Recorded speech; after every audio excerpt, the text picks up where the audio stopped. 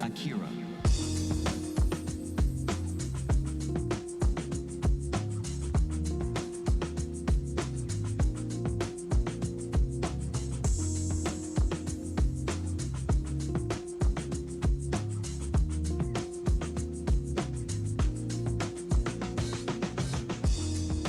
Yes. Hey, everybody. It's so good to have you here. It's so good to have you here live. For those of you who are here for the live taping, I'm sure this is going to be rebroadcast, probably as a B-sides. But it is, at the time of this taping, 9 p.m. on the nose on Saturday, January 10th, 2026. It is a rainy, cold, wind whippy kind of a night over here in New York, and I have had a fun thing on the schedule for January 10th for weeks now. My good buddy Akira the Don. Haven't spoken to Akira in a while. I wanted to speak to him as soon as I could because he's always doing something interesting. We're listening to him right now. I love this. I mean, this is what he put out. What was this? I don't know how long ago this was. About 9 months at this point. 9 months. It's called That Golden Sound. This right here. This one right here. I love it. I've listened to this so many times, this mix. I know that there's a That Golden Sound part 2 I was listening to as well, but this hit me as such a here. Actually, there's my comment. You never miss Akira. Let's get you back on the show, please. That was 9 months ago. Took 9 months to make tonight happen. So he'll be on with us in a little bit because he was actually featured.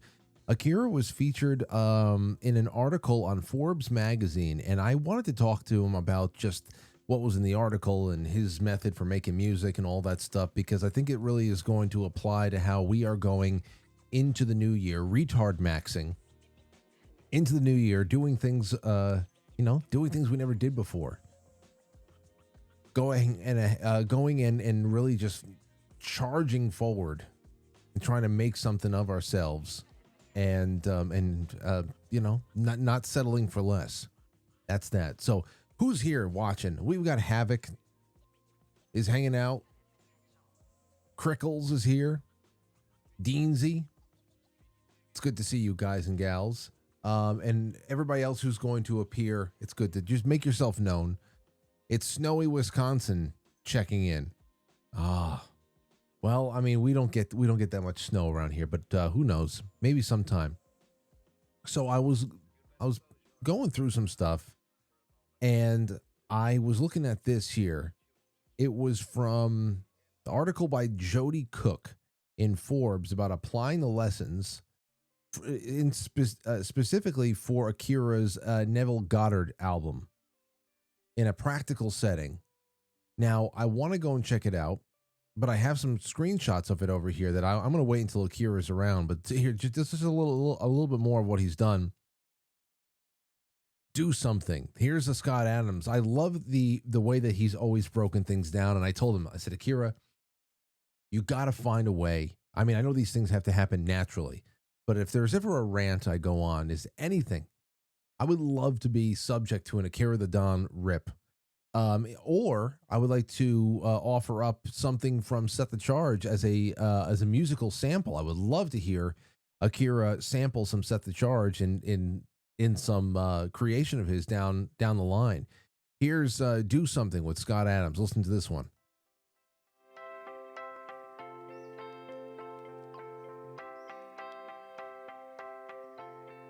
Have you heard the phrase, freedom is just another word for nothing left to lose?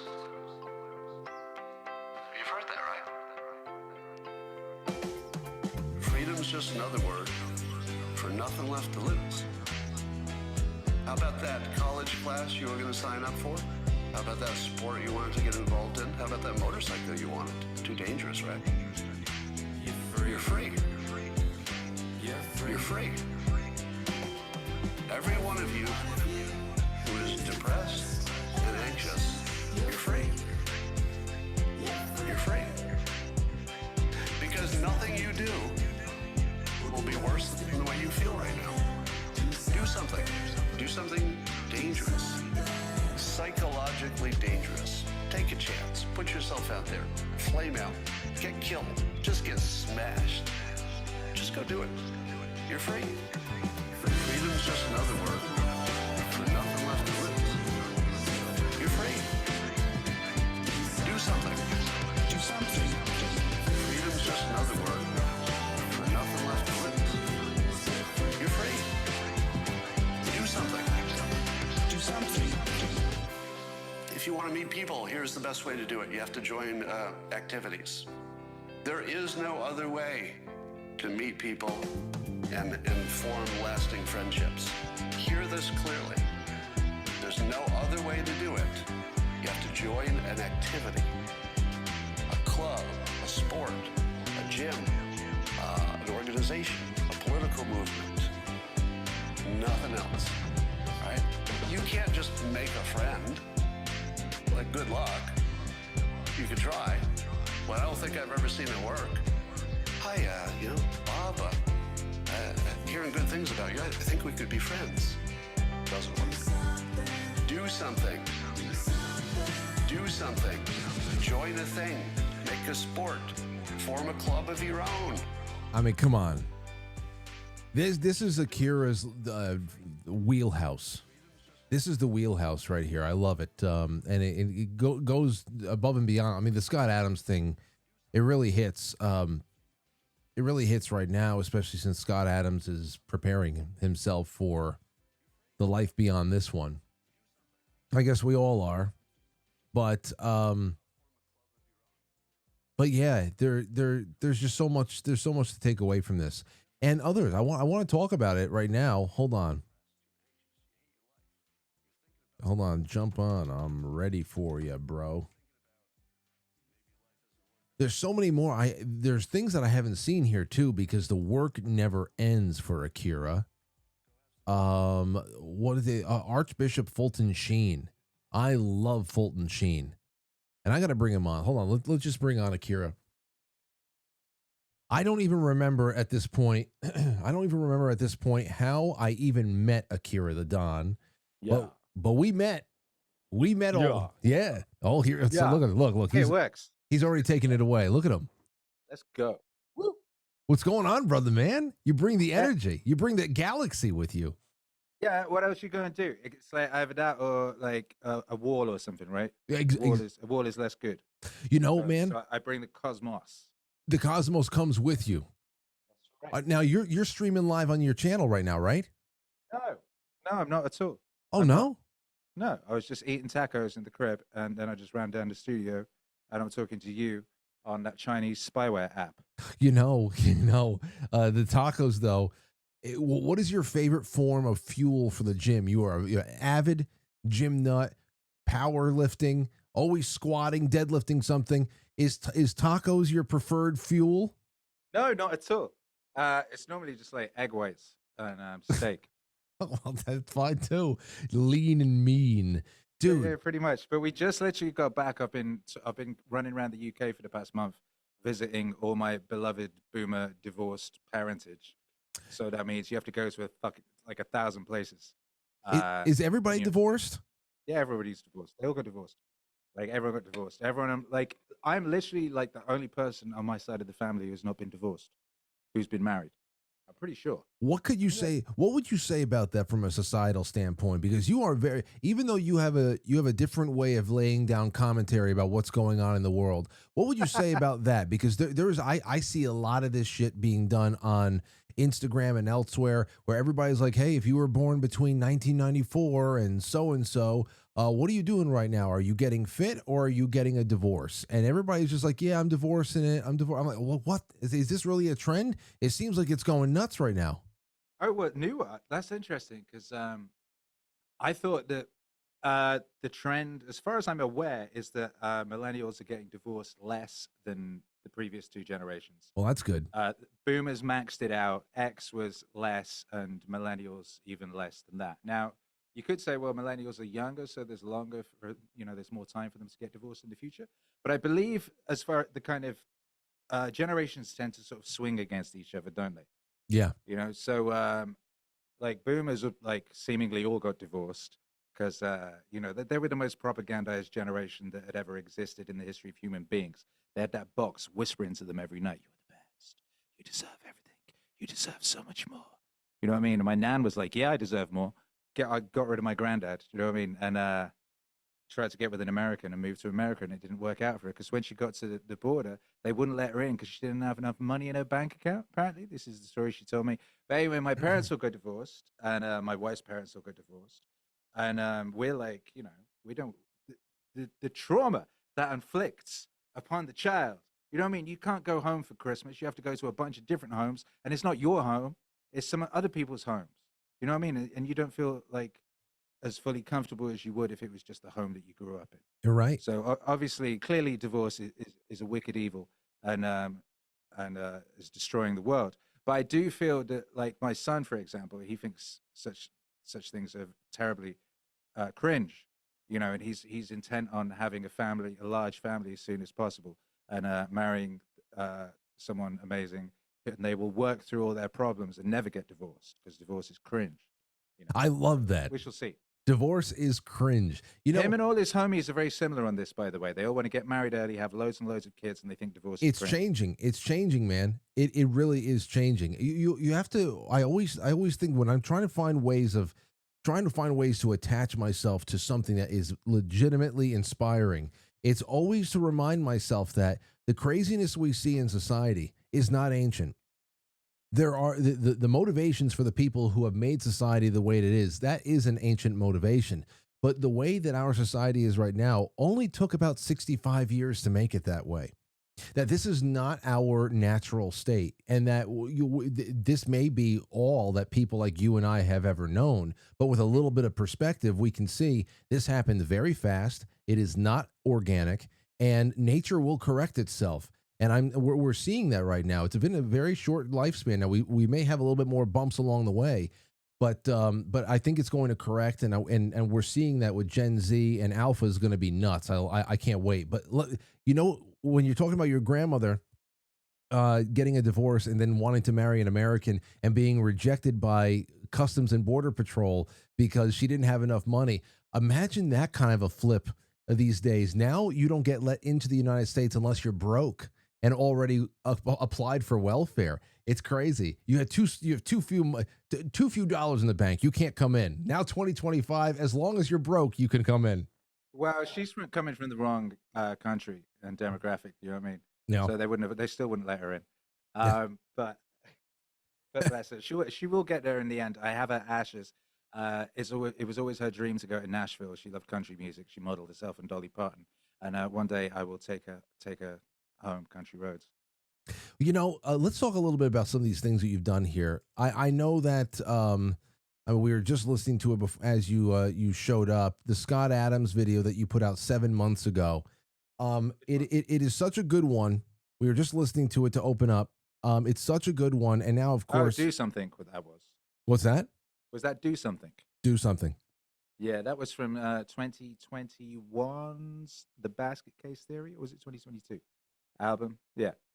Yeah, Basket Case, from the album Basket Case. It was this particular single was posted 7 months ago, but it hits a different way now that Scott is terminal, and he's speaking very frankly about the situation he's in. But it's always fascinating and inspiring again to see somebody meeting their end in such a strong, confident, way. He's keeping it together. Can you think an example of this having happened?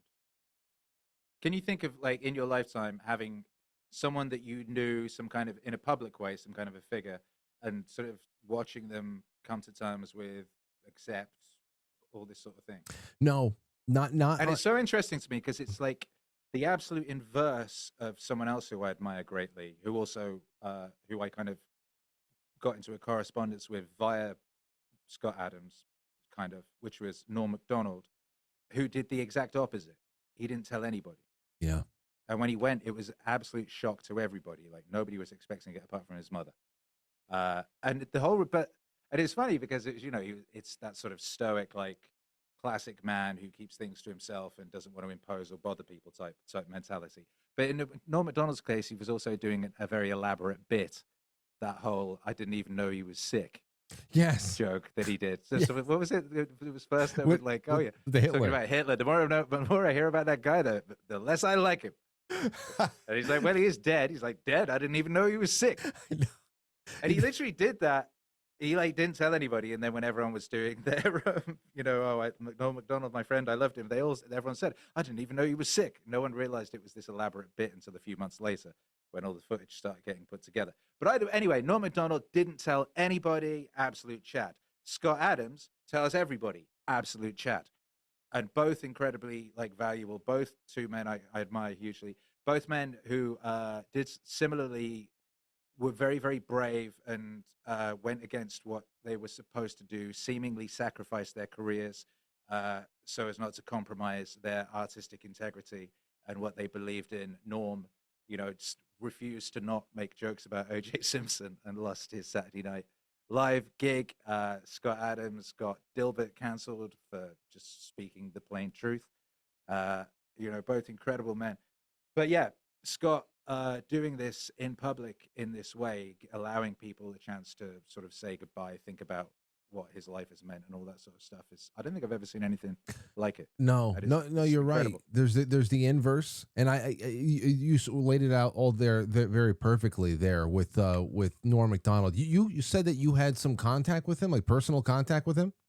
Yeah, well, the first Scott Adams song I did was Scott Adams quoting Norm MacDonald.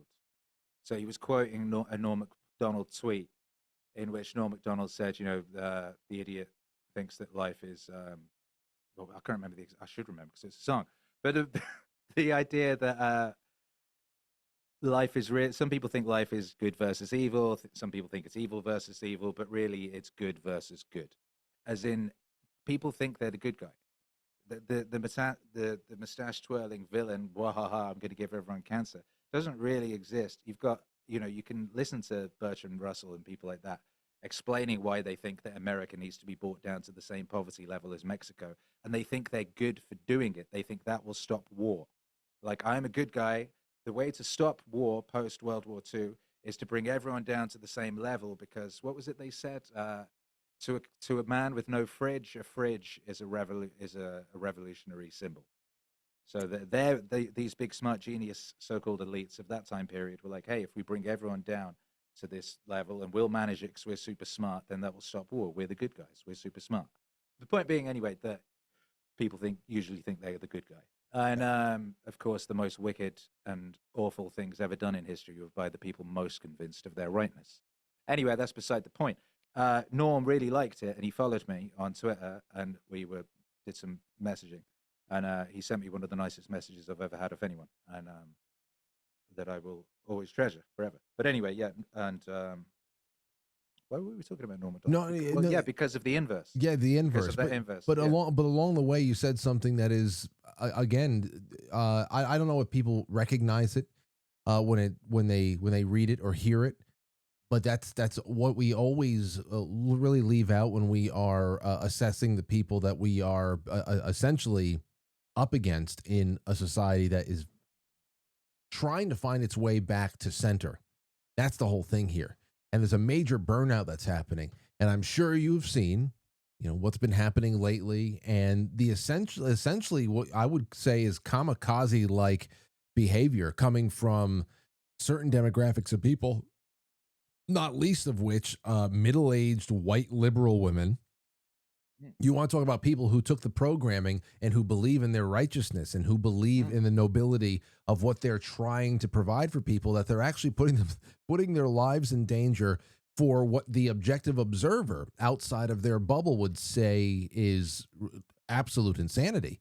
And it's all completely contradictory, and it's self-destructive. So it's it gives you a little bit of pause when you think about, well, where do we go forward as an individual, and then where do we go as a society, and when you analyze all the factions in society that are at odds with each other right now, it's not about how a percentage point difference what they think the interest rate at the Federal Reserve should be. It's that everybody sees reality completely different, and like you said, that reality. That was one of Scott's frames, right? One of his, when he first started, in the early days of his sort of political commentary in sort of 2015 or 2016 or whatever it was, he would talk often about the idea of two movies and one screen. Yep. Right. So that it's like we're all looking at the same screen, but there's people are seeing two completely different movies. You're interpreting the data in this manner. And it's now come to that point. And it's completely that point. And this is, I can watch the same thing as someone else, and they'll be reading a completely different story. What was I talking? Being in England, and Wales and the UK the past month. Wait, Akira, real quick. I'm losing you sometimes with the microphone. Can you jack up the? Yeah, hang on. Hey, get it close. Just give me a little bit more juice. Let me jack this microphone. Fuck up. 1 2 1 2 1 2. Is that better? A lot better. Go ahead. Nice. Yeah, so I'll be like, for example, I'm talking to one family member who's very, very smart, and what you were just saying about we're trying to get back to the center. He believes that the BBC and all these sorts of things are a right wing. That's crazy. I know. And there's like he really believes that. He was like, I was just listening to him, and he said, so he in his movie, everything is super, super right, and the problem is things aren't left enough, and we need to go more left. And he really, truly believes that. And this is where we are. We're in this funny thing where, I did that song, If I Were the Devil, sampling the famous Paul Harvey speech, where he lays out in like 1950 something or what have you, what the devil would do if he wanted to take over the USA and sort of destroy the world, and all the things that he would do. And those are all things that have come to pass, and we're now in complete inversion land, where like young actresses go on television and talk about how beautiful and spiritual their abortion is and things of that nature.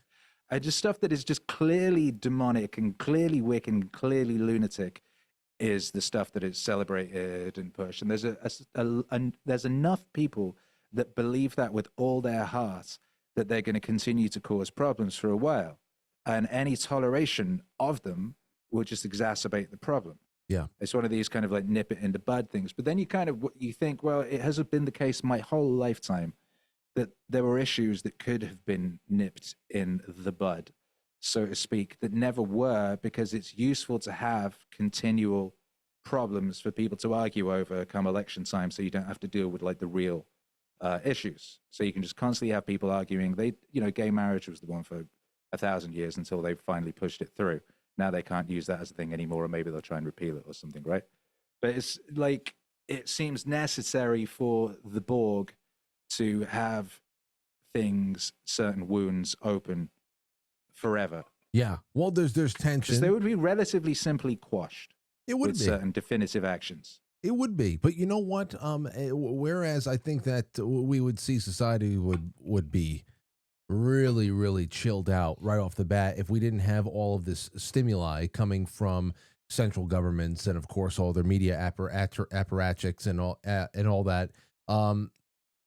When you look at the individual, and this is what I want to talk to you about now, I want to talk about what we fight with as individuals without any kind of like outside influence trying to manipulate us in time for an election or one thing or another. We do a lot. I was reading about, it's called cherophobia. How people are there are some people who are genuinely afraid of being too happy because they believe that something tragic will follow. This psychological phenomenon, this is from Intel's, a psychological phenomenon is known as cherophobia, a condition where individuals avoid joy to protect themselves from perceived future pain. And they're saying it's not formally classified as a mental disorder, but psychologists recognize it as a real emotional pattern linked to anxiety, trauma, or cultural beliefs. People affected may suppress positive emotions or avoid celebrations altogether. I listen, I know so many people who lean into that crutch and don't want that problem to go away. And I know people who are, it could be, you could say, they're afraid of success too, this and that. But you know, we've already touched on a couple things tonight with not only Norm, but Scott. You want to talk about the ultimate tragedy, the ultimate pain is, you know, okay, we got to leave this earth, and it's all over. The fun we had here, the lifetime we had here is over. What could really be worse than that? Then okay, the plug is getting pulled, and that's what ultimately is coming for us all. There is something worse than that, and what's worse is that, and knowing all these things that you could have done, that you wanted to do, all your dreams, and you didn't do any of them because you were scared, or because you were concerned that you would be punished, or it wouldn't work out, or whatever it was. That's worse than that. Mhm. Dying is what happens to everybody, but dying with a life unlived, dying without having lived, is the true horror. And there's a kind of hitherto unimaginable number of people who are going to die having missed out on some fundamental aspects of existence which all of their ancestors took for granted and just did and would never have even thought not to do. That's going to be a I mean, there's And that's why these people are like trying to run over like ice guys and stuff of that nature, right? All these various weird things that are occurring are all manifestations of people not doing what they're supposed to do, what they were here for, that their parents did, that their grandparents did, that their grandmothers did, et cetera, et cetera, et cetera. All these weird manifestations of like this inversion of the purpose of being playing out all around the place. I'm glad you used the word purpose, because that's ultimately what I think a lot of people are looking for, especially when they put themselves in a position to get killed. Even though I don't know. Sometimes people are just delusional, smirking and delusional right into the moment that the lights go out, and that's what it's all about, purpose. And now that we just started a new year, I kept this from back in July. Okay, this is from back in July. You on Forbes, and so tell us just the backdrop of this article that you were featured on in Forbes magazine. Then I want to get to the screenshots that you shared on Instagram. Oh, well, I did this Neville Goddard album, which has been one of the things that I've been sort of leading towards, is doing stuff with Neville Goddard. And this lady from Forbes called Jodie, who she's an interesting modern human being. She's very into like athleticism and what have you. And she's also very into sort of like business. Her and her husband move around the world and live in lots of different places and run businesses in a kind of nomad-y sort of fashion that would never have been possible not that long ago. And simultaneously kind of straddle this line between sort of very businessy and sort of like practical, but also what people might have previously considered woo with sort of manifestation and sort of like post sort of Christian ideas of creation through what the self and all that sort of thing. Yeah. Which Neville Goddard brings together quite well. Anyway, so I'd done that record, and she had found this record and loved it very much and was listening to it multiple times a day, and had sent it to all her friends and so on and so forth, and pitched an article to Forbes about it. Not sure if it would go through or not, because the subject is possibly a bit woo, but it did go through.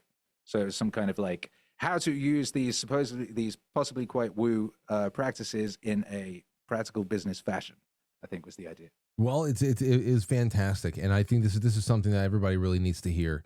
So I wanted to bring it up and do it with you here tonight. Hold on, let me get you up on screen with me.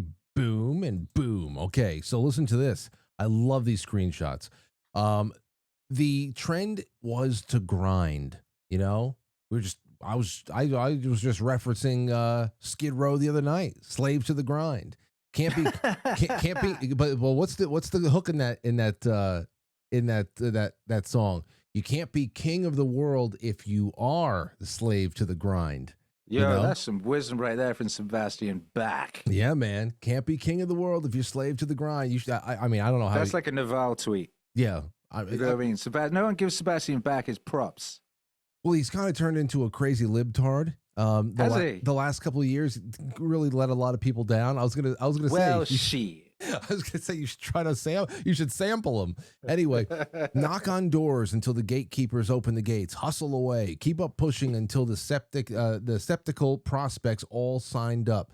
Cold outreach, handling objections, and proving our worth until our bank balance reflected it. Waking up early, saying yes without questioning, and booking every moment of calendar space available in the name of momentum. But no more.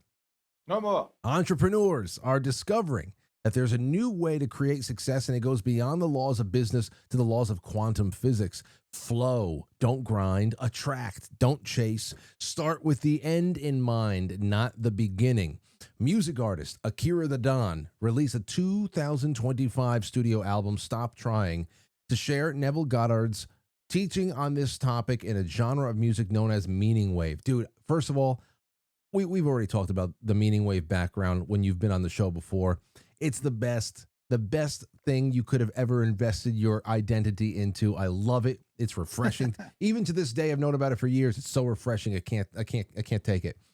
But talk about the flow, man. This is what we need to do in 2026, because especially if you do what we do online, everything is about grinding. Where's the algorithm today? What hashtag do I have to use today? What background music is going to get me more views today? Even just the idea of views. It really, I mean, you have to understand metrics, because you have to understand whether you're doing better or worse, whether you have a little bit more value to bring to a potential sponsor or not. But along the way, and we've always talked about this, subscriber counts, view counts, that's supposed to relate to human activity.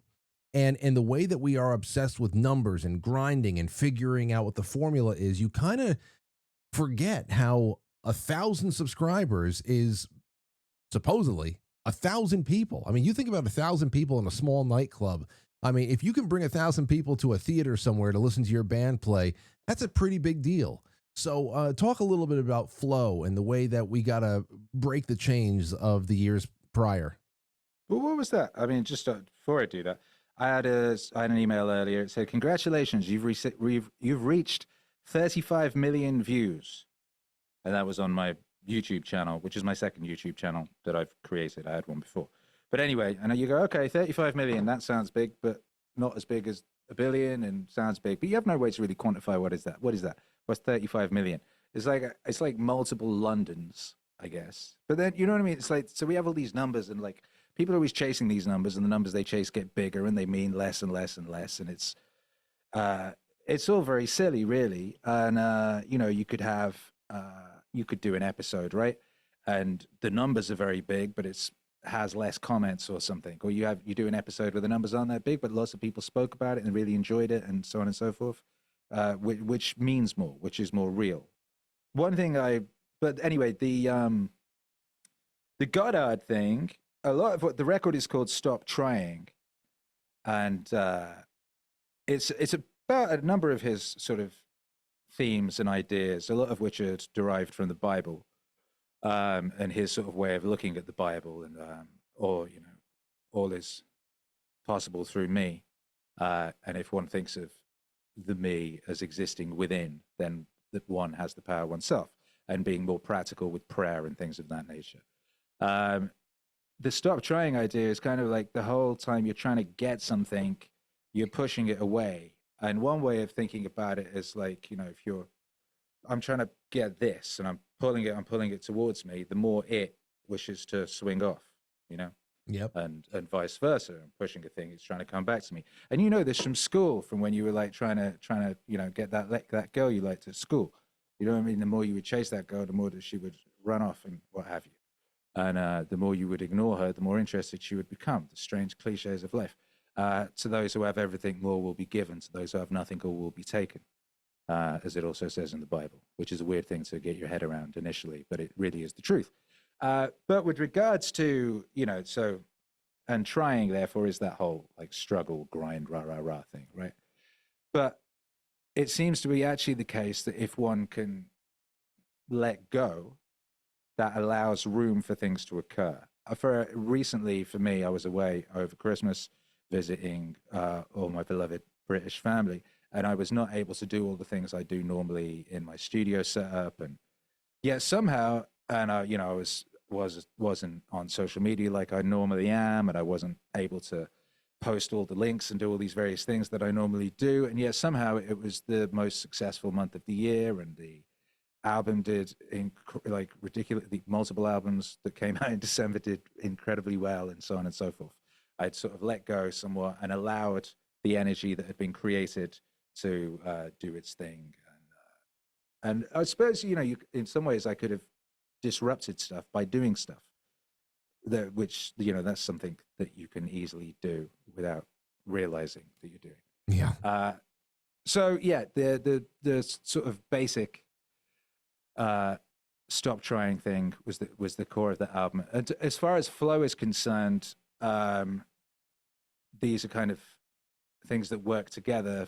Flow is the idea of flow state. How do you find which is that mode of being where everything just happens perfectly, right? And yeah, but how do you? Let's start just you. You're waking up on a Sunday morning. It could be a Wednesday morning, whatever the hell. How does Akira get himself into that flow state? What's the first thing you're doing? Tell me about the flow state. Well, first you have to understand, you recognize flow, right? So you will have had flow experiences in your life at some point. And that will be when things just seem to happen somewhat almost magically, just easily. Hence the name. It flows. It just happens. Everything's somewhat glittering. It's somewhat sort of, there's a transcendent aspect to it, a divine thing. When you hear people talk about Stevie Wonder, he talks about, I didn't write those songs. I just opened myself up and let God do it. Bob Dylan talks about how he cannot do what he did in the 60s anymore, whether you liked it or not. He's like, I don't have access to that anymore. I don't know how I ever did. But he said it was the devil. Now I don't. He actually credited the devil. No, did he credit the devil? Well, there you go. I think he sold the soul. Funny. Bless him.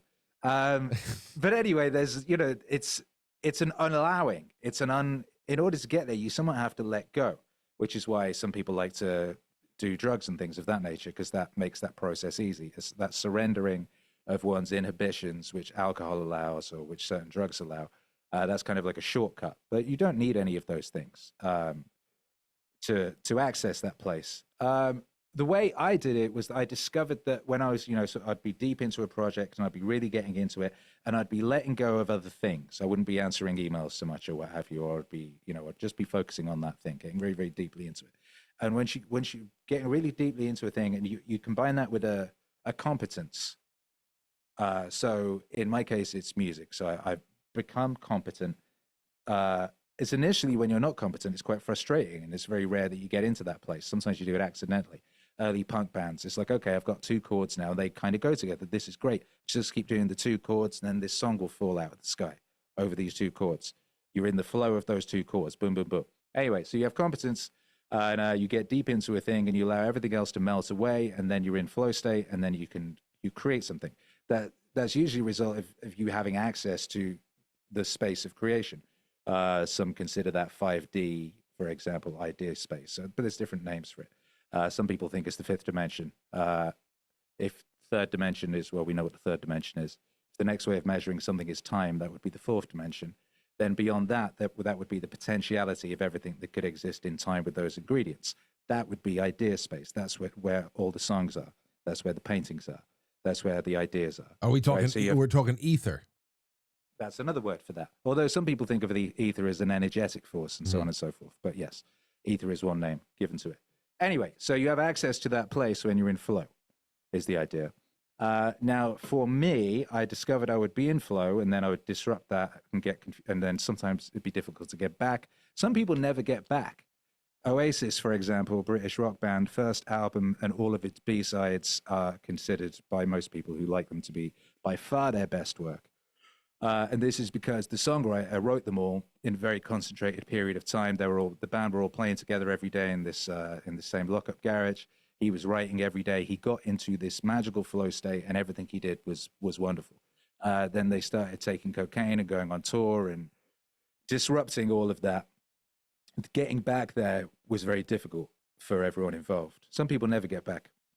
I had some friends, they were in a band called The Darkness. Their first album was fantastic. Then they went on tour, got into drugs, tried to make another album. They just literally couldn't. They had no way to get back to that place. You know the guys from The Darkness? Yeah, we used to hang out. They used to come around my flat and do mushrooms and stuff. And Jeez. Clubbing and things in London back in the day. They're lovely guys and very, very talented. And for a long time, they were just banging their head against the wall, and nobody would take them seriously. Everyone, it was all the Strokes and all that sort of thing, and people thought they were a joke band, but they really weren't. They really weren't. You know, they were a great band. And now, of course, I would say they've ended up having far more of a lasting impact than the people who were considered cool at the time, but they were not. Anyway, they had a great problem. They had a big problem with flow. I have noticed all this stuff. I observed all this stuff. So I thought to myself around 2017, when I was starting the meaning wave thing, I was like, right, okay, I'm pretty much in flow now. I've been really deep on this thing. What if I try and just stay here forever, where maybe that's possible? So that's what I did, and I have been doing ever since. So when you say, how do I get in flow on a Sunday morning? I'm in it all the time and have been. And the way I achieved that was by getting there in the first place, then staying there. And one way you want to do that is you remove friction, is one aspect of it. So friction will pull you out of flow. So if in my instance, it's making music, anything that's going to get in the way of making music is going to be friction. So you have a system where, you know, everything's already always ready and accessible. You have instruments, you have ways of doing what you want to do. It's showing up and doing it all the time. That's talked about in the art of the War of Art, and various other things. The idea of you don't wait for the muse, right? So the muse is up there in idea space. So you don't wait for the muse to come down and bless you. Why would she? Who are you? But if you're going up there, if you're banging on the door every day, if you're just forcing yourself into that space to get whatever you can, one day they're going to go, okay, this person's serious, and they're going to crack out the good shit, and you can have access to that. But the only way that's going to happen is if you keep doing it. So if you write every day. If you talk to people, you talk to people every day. If you're a journalist, whatever it is you're doing, you make sure you do something to do with it every day. So your being is in that space and is always in that space. And it won't necessarily initially always be fruitful, but ultimately you will build up a kind of momentum that will put you in that zone. So that's one thing. Another is chaos and order. So if you're too far into either one of those, then you will fall out of flow. So you always want to have this one foot in order, which is competence, so you know what you're doing, and one foot in chaos and uncertainty. This could fuck up. One way I remember noticing this quite viscerally was when I would be DJing. I was DJing in Hollywood like 5 nights a week at these clubs, and I'd see other DJs, and I would see how things worked for them, and I would see how I played.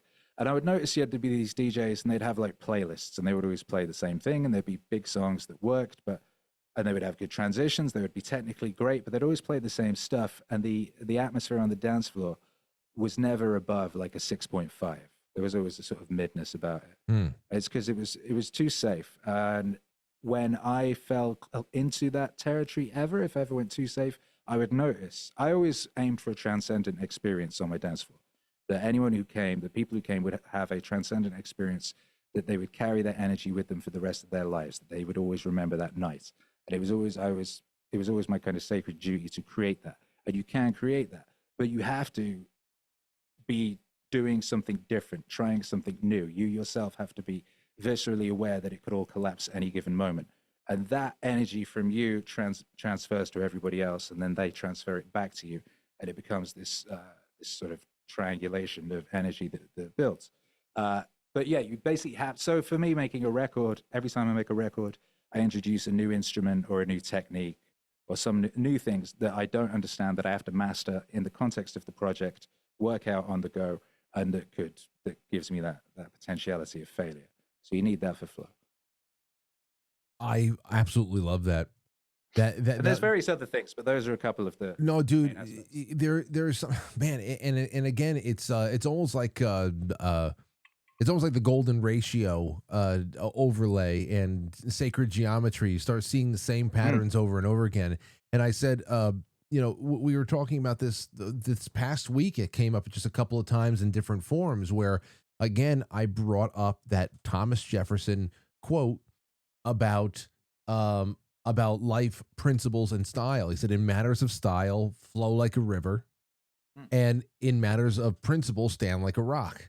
And here you are saying again, you need to be tethered to something that is going to keep you just at least anchored to reality, so that there's always something that is going to, maybe keep you sane in some way.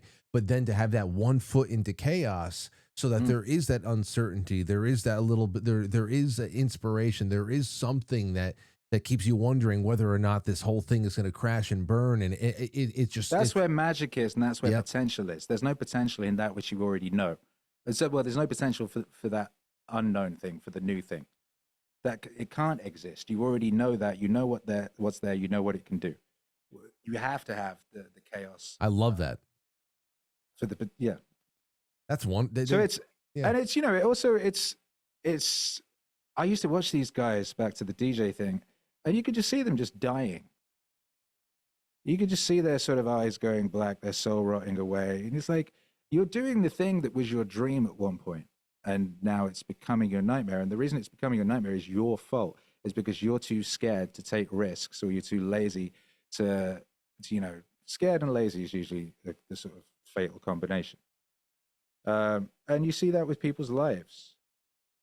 And that's why people feel their lives speed up as they're getting older, or people always think time's speeding up. It's not speeding up, it's that you've started doing the same thing over and over. So your mind will fast forward through it. Yeah. And you'll do that to your death, and you'll go, what the hell happened? This is why you have to disrupt your patterns. That's why crows throw themselves down roofs. You have your patterns, and the patterns are good. Back to Scott Adams, he always talks about his idea of systems over goals, right? So it's like a goal is all well and good, but like you're working towards the goal, great, but then you get the goal, and then you're like, well, fuck, now what? And people go into Great Depression and so on and so forth, right? So like what's better than a goal is a system, because every time your system is carrying you to the aim of your goal or where you want to go, but every time you activate the system, execute the system, you're a winner, and it builds that energy in that fashion. But systems will become habits, and then habits can speed up your life in that fashion. So you have to keep an eye on your habits, because habits can turn against you. You can have habits will creep in that you didn't necessarily choose. So you need to keep an eye on them and monitor them and make sure they're taking you where you want to go. And then B, you need to disrupt them and move them around at times. Even if, say, your habit is to become super strong, so you have a system of doing super strong things, you have to switch that up, because that will stop working for you once it becomes too formulaic.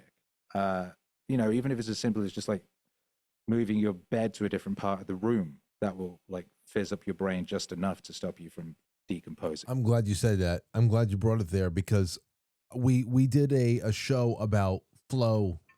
I said, where is your flow state? This was probably about maybe 3 years ago or so. It feels like a while ago, and I was taking calls, which somebody in the chat room had just said, "Hey Frank, your phone-ins, your open lines, that's your chaos element in the show. You don't. Exactly. I never know if the calls are going to be like fucking bangers or absolute bombs, but that's just that's the fun." But we were talking about flow state a couple of years ago, because it wasn't even just about like, I know what's going on with me when I'm in a flow and I'm putting together a format for the night. I have an idea for a topic. I'm going to bring in a guest. I'm making phone calls. I'm bringing people together, and there's that. There's also a flow state that I feel when I'm on the drums. Mm-hmm. And we're playing a gig, and we're in a jam session, and there's something going on there. But it never ever, even though the thing that you're doing is will change, maybe the system changes, the flow state feeling never changes. And I asked people, I said, forget about even like work. We understand when you're at work and you're in the zone, you can spin 10 plates at once and you are just you're killing it. But there's a flow state to even driving a car. There's a flow state to being in your kitchen and packing all of the coffee grounds into your coffee machine, and it's just like, as one action finishes with one hand, the other hand is coming in. It's almost like Tai Chi. It's like this walking meditation, and that can be, once you feel that, it applies to all things, whether it's a workout, whether it's your profession, whether it's brewing the coffee. That flow state, man, there is something so universally human about the whole thing. I wish that these are the things that we were taught to look out for when we were kids. Well, there's two. It's funny because everything has a shadow side or an inverse or what have you, right? So you have flow state. One of the core aspects of flow state is to be utterly present. To be utterly present. Nothing else exists. There is no past. There is no present. There is only this moment. And of course, that's a core fundamental truth of being. So the more you can apply that in general, then the more magical your being will become. And if you can be achieving flow state in, say, your area of work or something you like, the more you do it, the more that will affect the rest of your life. And you could apply those same principles to your life. The opposite of that is the switching off of the brain. They're just going to work the same route, just thinking about something else, the doing the chores or whatever it is, but just like thinking of worrying about next week or being sad about the past or whatever it is, being anywhere other than where you are right now. Like the magical, say, sort of like flow state, you like cleaning the house or whatever, is like when you've got like a song on or something and you're actually there. You're in the very moment, you're experiencing the moment. It's not the ones where you just like think, oh, I've got to do something else tomorrow. I wish I was, you know what I mean? Yeah. It's the inverse of that. So it's to be present, to be in the very moment you're in its fullness, not any part of you elsewhere. That's a crucial aspect of flow, and that's a crucial aspect of kind of enjoying existence. And the inverse of that is where all of the bad things of life come from. Anxiety is a direct result of not being in the moment and being anywhere other than the moment. Oh, what's going to happen? Oh, what do they think? Oh, what happened last week? Oh, all those things.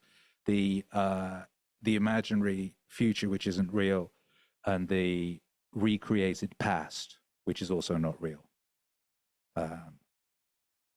Yeah, and people sometimes get those confused and think one is the other, and so on and so forth.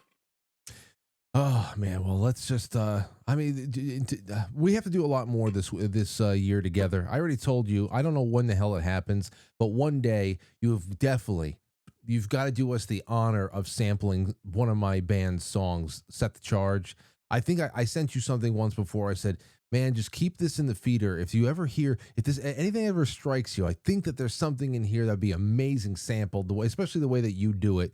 But I mean, I have one well here. I love this here because of course it's what you were saying here. Number 7, change yourself, not the world. It's the whole Michael Jackson approach, the man in the mirror approach. We've talked about that a lot over the years. Where the hell is it? When you try to change things on the outside without changing your consciousness, you're like someone trying to change the reflection in the mirror without changing their face, explained Goddard.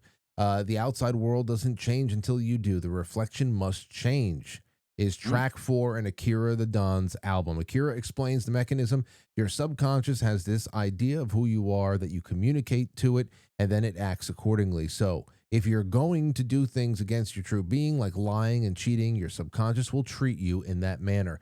This is a big thing here. I talk about this, anybody, especially if you're in a situation like me, religiously as a Catholic, I always think about, I reflect. I was talking about it with my brother tonight.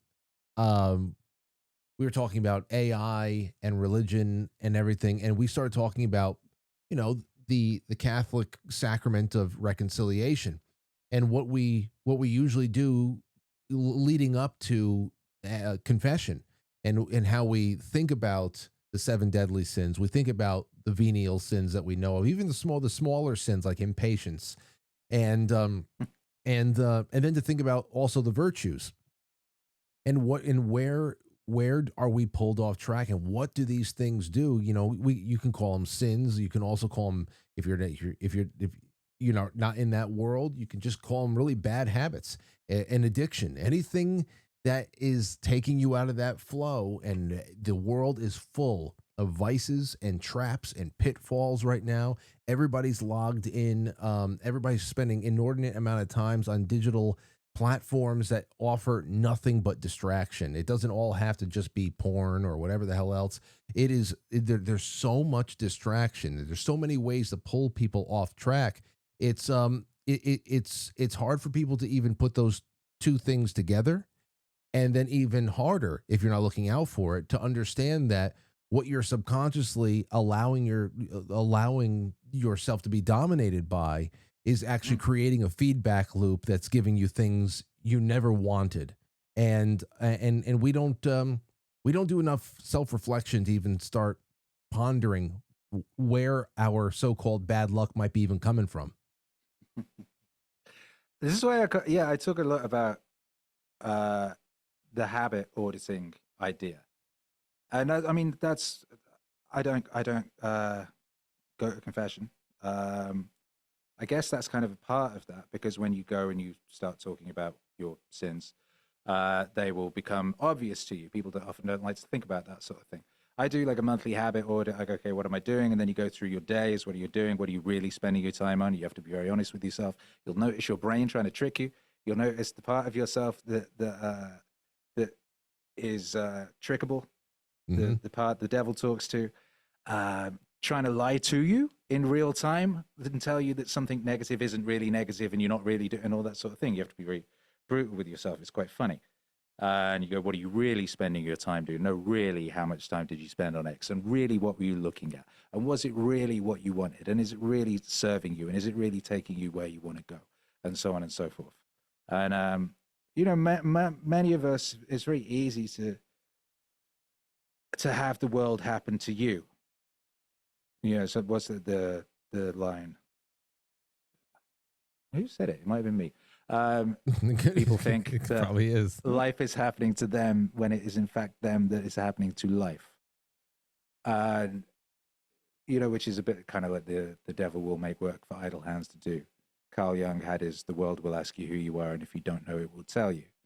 Right? So it's like, if you're not deliberately engaging with your own being and being completely responsible for it and taking complete radical personal responsibility for every aspect of your being, some other forces will take any space that you leave unoccupied and unmarshaled. Any part of yourself that you leave a bit free, that's where the devil comes in and takes advantage. And the more you allow that to happen, the more susceptible you become. And next thing you know, you're a meat puppet being taken for a joyride by the forces of horror. And that happens to way more people than we like to think. Way more. And it all is a direct, and it's just purely the responsibility of the individual being relinquished. And that's, you know, so much messaging in our culture is encouraging that. And that's how you know. I say this all the time, the devil speaks in inversion. Once you learn to recognize the voice of the devil, life is easy. Navigating this realm is easy, because you go, okay, just don't do that. Or just, you know, do the inverse of that, and that would be the right thing to do. But yeah, it purely comes down to back to the quote you were talking about. Everything on the outside is a reflection of the inside. The only thing we do have control over is ourselves, our thoughts, how we respond to things, what we think, what we do inside here all day, and what we do with this form that we've been gifted. That's it. That is it. Well, let me to end here tonight, Akira, because this is only the beginning of the year, and I'm determined to do. We have to have you make a couple of live performances during the show again, like we did on election nights in the past. We got to do stuff like that again, where the after hours or everything. That feels so long ago. It was. My goodness. That might have been the 2018 midterms. Okay, that night, you performing. Was it that? Oh my goodness. Yeah, it might be almost 10 years ago that you gave us a little bit of election night performance. It's nuts. I definitely did one at the last election as well, but there was one before that. Yeah, not 2024.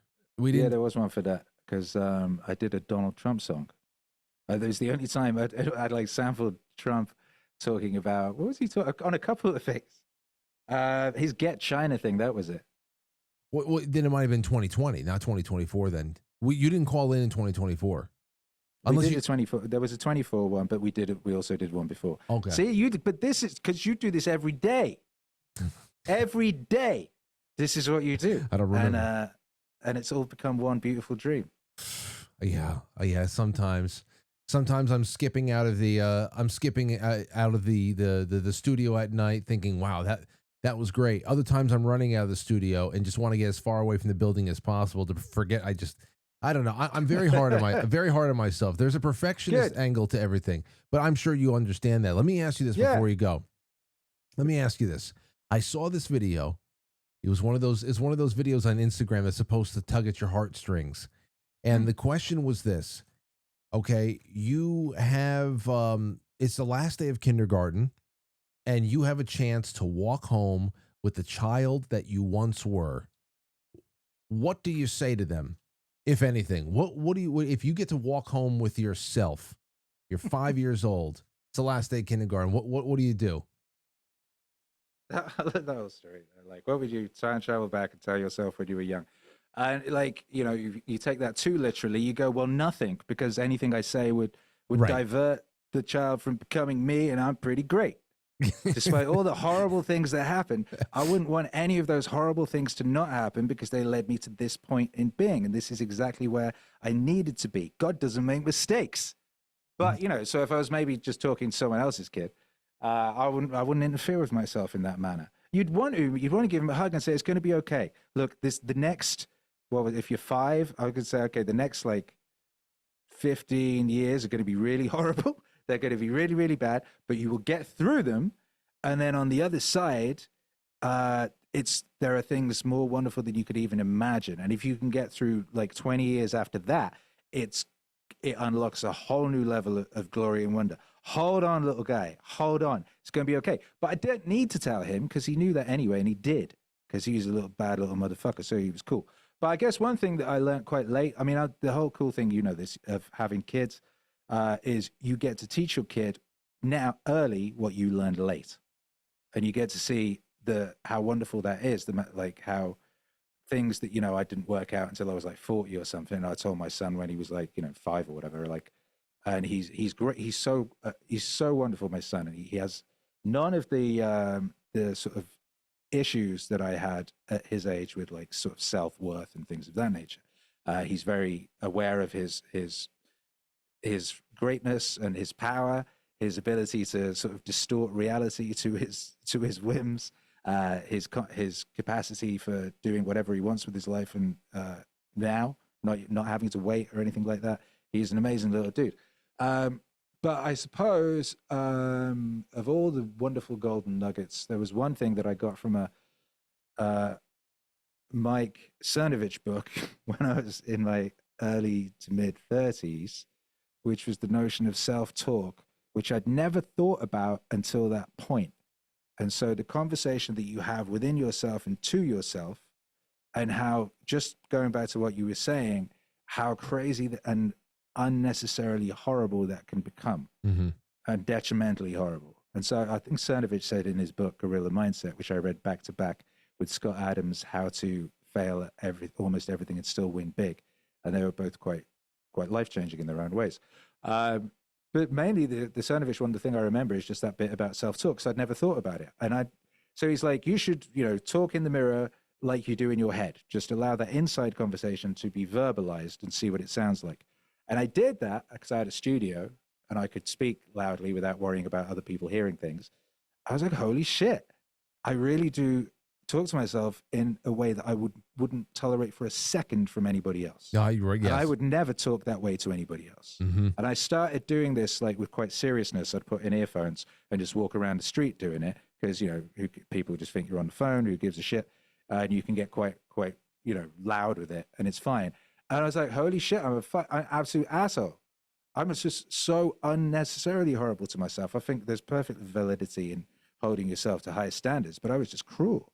I was like, and the voices that I was using to admonish, to sort of like whip myself, weren't my voices. They were all these demons from my childhood that had just stayed with me.